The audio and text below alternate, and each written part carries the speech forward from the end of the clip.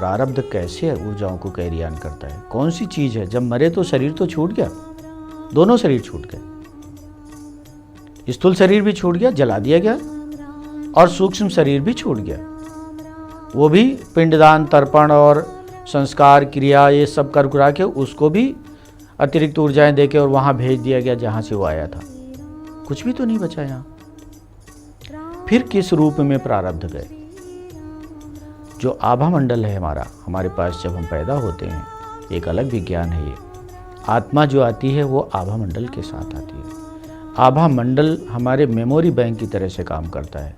ये ऊर्जाओं को लेके कैरी ऑन कर जाता है आगे जा करके, और अवचेतन शक्ति हमारी जो है वो सुपर कंप्यूटर की तरह से काम करती। सारी हमारे कर्मों की लिखा पढ़ी, सारा लेखा जोखा वहाँ पे उपलब्ध है, वो कैरी ऑन होता है।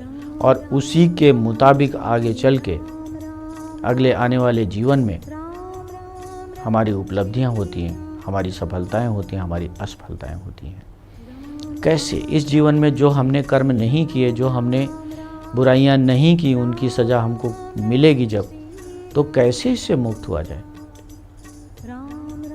सभी गुरु इसके बारे में अपने शिष्यों को और अपने पे विश्वास करने वाले लोगों को इससे मुक्त करने के लिए अपने प्रयास करते रहते हैं।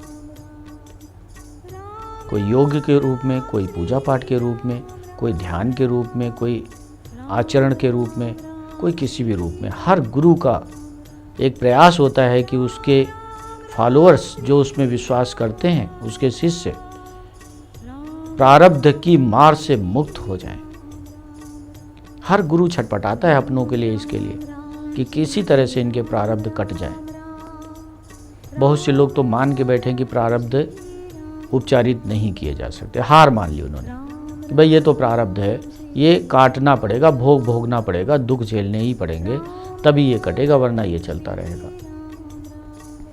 ऐसा बिल्कुल नहीं है, ये अमान्य तथ्य है।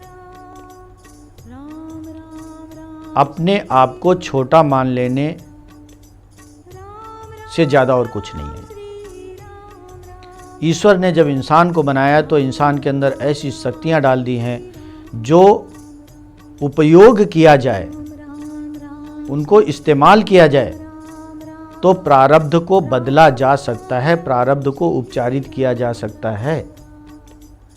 कर डालिए, आप भी कर डालिए, बस तरीका आना चाहिए। तरीका ना आने का मतलब ये नहीं कि प्रारब्ध भोगने ही पड़ेंगे। आप बदलिए इनको बदलने का तरीका क्या है?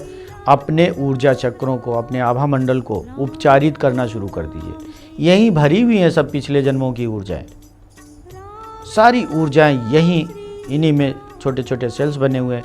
हर चक्र में पंखुड़ियाँ होती हैं, उन पंखुड़ियों के ऊपर और नीचे जमी पड़ी हुई हैं ये ऊर्जाएं, जो इस शरीर के साथ पैदा कर दी गई थी। प्रारब्ध की, पुराने जन्मों की ऊर्जाएं वही तय करती हैं आगे जा कर के कि आप दुख में होगे या सुख में होगे।